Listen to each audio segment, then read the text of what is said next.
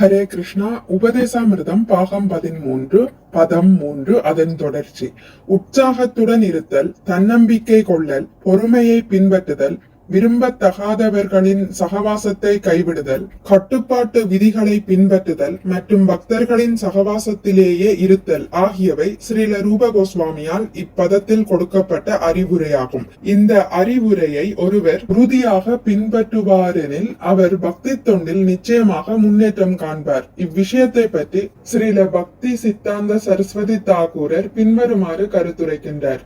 கற்பனையான தத்துவங்களால் அறிவை விருத்தி செய்தல், பலநோக்கு கருமங்களின் முன்னேற்றத்தின் வாயிலாக பௌதிக செல்வங்களை திரட்டுதல் மற்றும் யோக சித்திகளை விரும்புதல் ஆகிய அனைத்தும் பக்தி தொண்டின் கொள்கைகளுக்கு முரணானவையாகும். இத்தகைய நிரந்தரமற்ற செயல்களிடம் ஒருவர் முற்றிலும் இரக்கமற்றவராகி இதற்கு பதிலாக தனது கவனத்தை பக்தி தொண்டின் கட்டுப்பாட்டு விதிகளை நோக்கி திருப்ப வேண்டும். பகவத்கீதைக்கு 2.69 ஏற்ப யானிசா சர்வபூதானாம் தஸ்யாம் ஜாகர்த்தி சம்யமி யஸ்யாம் ஜாக்ரதி பூதானி ஷானி சாபஷ்யதோ முனே.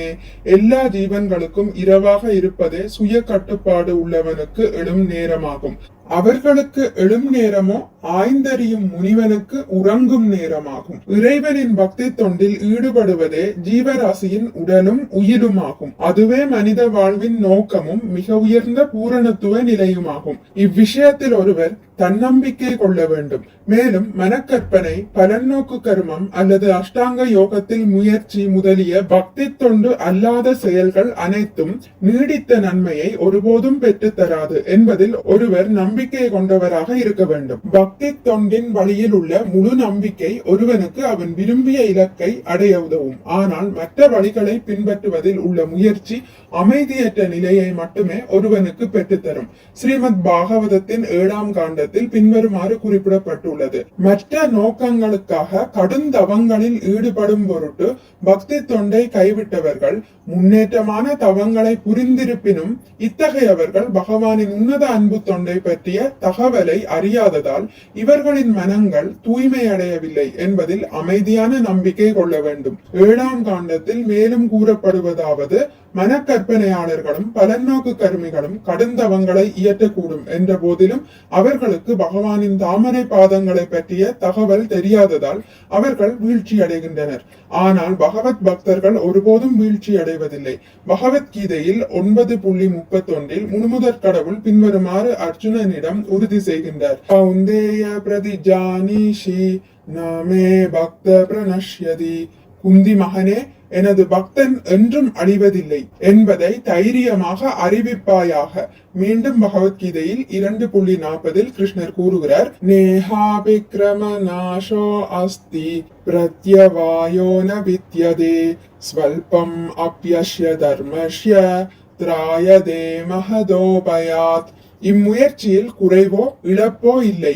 இவ்வழியில் சிறிது முன்னேற்றமும் மிகவும் பயங்கரமான பயத்திலிருந்து ஒருவனை காக்கும். பக்தி தொண்டு தூயதும் பூரணமானதுமாக இருப்பதால் அதை ஒரு முறை ஆரம்பித்த பின் முடிவான வெற்றியை நோக்கி ஒருவர் கட்டாயமாக இழுத்துச் செல்லப்படுகிறார். சில சமயங்களில் ஒரு மனிதன் தனது சாதாரண பௌதீக செயல்களை கைவிட்டு மனவெழுச்சியின் காரணத்தால் பரமபுருஷரின் தாமரை பாதங்களில் சரணடைகிறான். இவ்வாறாக பக்தி தொண்டின் ஆரம்ப ஏற்பாடுகளை நிறைவேற்ற துவங்குகிறான். இத்தகைய பக்குவமடையாத பக்தன் ஒருவன் கீழ்நிலையை அடைய நேர்ந்தாலும் அவனுடைய பங்கில் எந்த இழப்பும் இல்லை.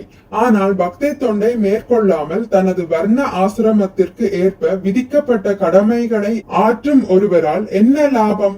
வீழ்ச்சியடைந்த பக்தன் ஒருவன் அடுத்த பிறவியில் ஒரு தாழ்ந்த குடும்பத்தில் பிறக்கக்கூடும் என்றாலும் அவனது பக்தி தொண்டு எந்த இடத்தில் நின்று போனதோ அந்நிலையில் இருந்து திரும்ப ஆரம்பமாகும். பக்தி தொண்டு அஹைதுஹி அப்ரதீஹதா.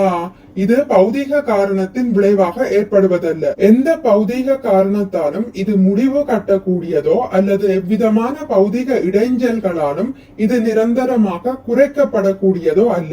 எனவே பக்தன் ஒருவன் தனது சேவையில் தன்னம்பிக்கை கொண்டவனாக இருப்பதுடன் கர்மி, ஞானி மற்றும் யோகிகளின் செயல்களில் அதிக ஆர்வம் காட்டக்கூடாது.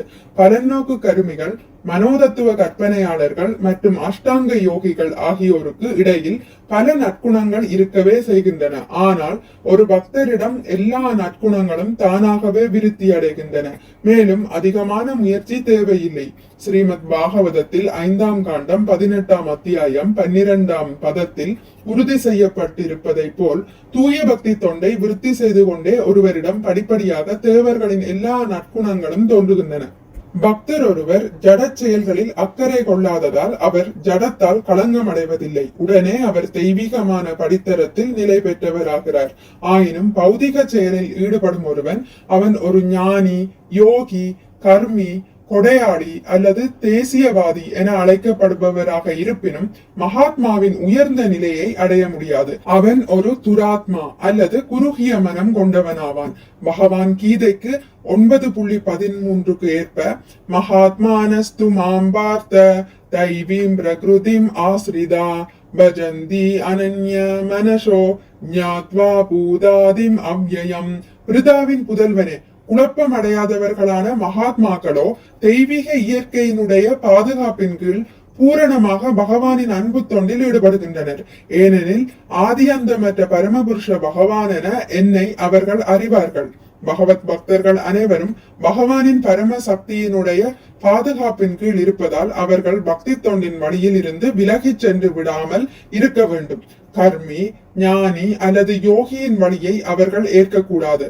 இது உற்சாகான் நிச்சயாத் தத்தத் கர்ம பிரவர்த்தனாத் என்று அழைக்கப்படுகிறது. அதாவது பக்தி தொண்டின் கட்டுப்பாட்டு செயல்களை பொறுமையுடனும் தன்னம்பிக்கையுடனும் உற்சாகமாக நிறைவேற்றுவதை இது குறிப்பதாகும். இவ்விதமாக தடையின்றி ஒருவர் பக்தி தொண்டில் முன்னேற முடியும். ஹரே கிருஷ்ணா. இத்துடன் நான் முடித்துக் கொள்கிறேன். இனி அடுத்த பதிவில் பதம் 4 என்பதை வாசிக்கலாம். மிக்க நன்றி. ஹரே கிருஷ்ணா.